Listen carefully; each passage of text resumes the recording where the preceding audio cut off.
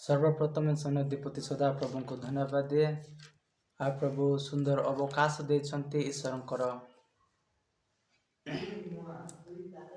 भाग्य आलोचना करने निमंते आज जिते जन यह वीडियो को देखुं प्रत्येक भाई एवं भौणी मान को आ प्रभु आज प्रसंग द्वारा आज वाक्य द्वारा आशीर्वाद करंतु।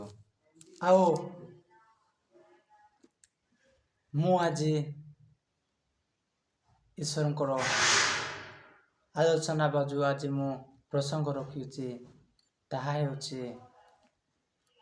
समय को सत व्यवहार करंतु। समय को सत व्यवहार करंतु।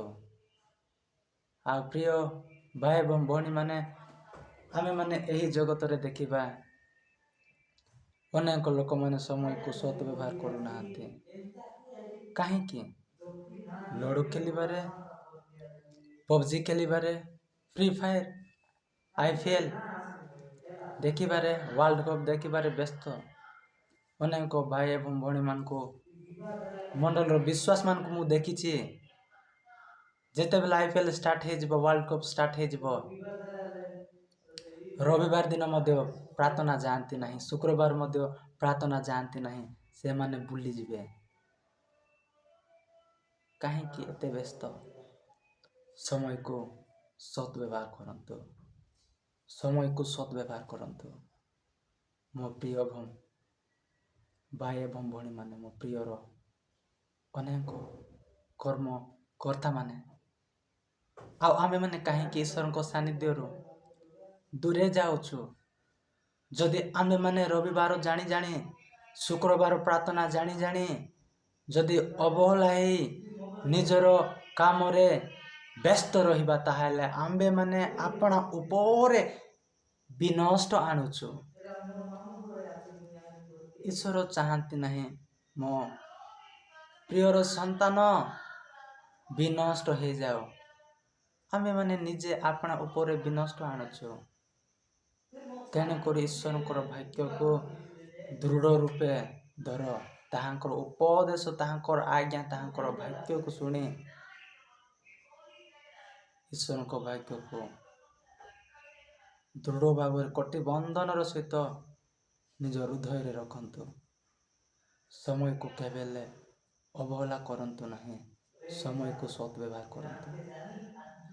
आओ अनेक युवा एवं युवती भाई भौणी माने फ्री फायर खेलिबारे, पबजी, लूडो यही सब खेल खेलिबारे आपण माने छाड़ंतु।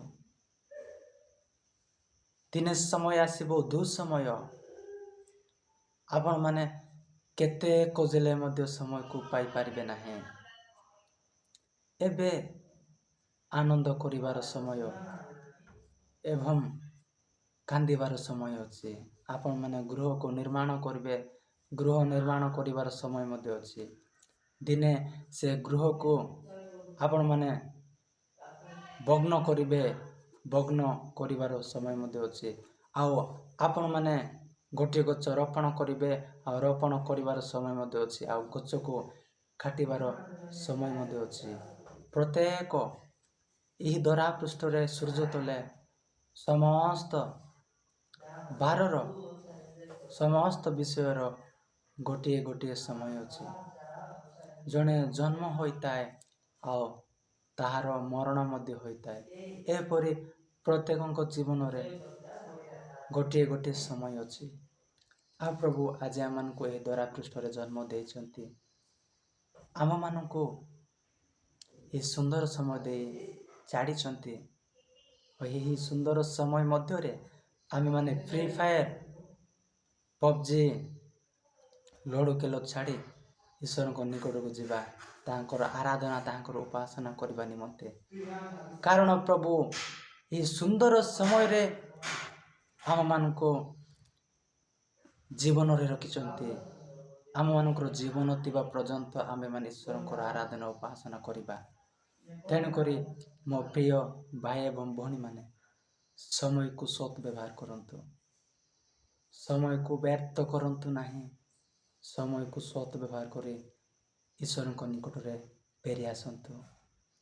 ଯଦି ଆପଣମାନେ ଈଶ୍ୱରଙ୍କ ନିକଟରେ ଫେରି ଆସିନାହାନ୍ତି, ଲୁଡୁ ଖେଳୁଛନ୍ତି, ପବ୍ଜି ଖେଳୁଛନ୍ତି, ଫ୍ରି ଫାୟାର, ଅନେକ IPL ୱାର୍ଲଡ କପ୍ରେ ମାତିଛନ୍ତି, ଟିକେ ଛାଡ଼ନ୍ତୁ, ଈଶ୍ୱରଙ୍କ ନିକଟରେ ଯାଆନ୍ତୁ।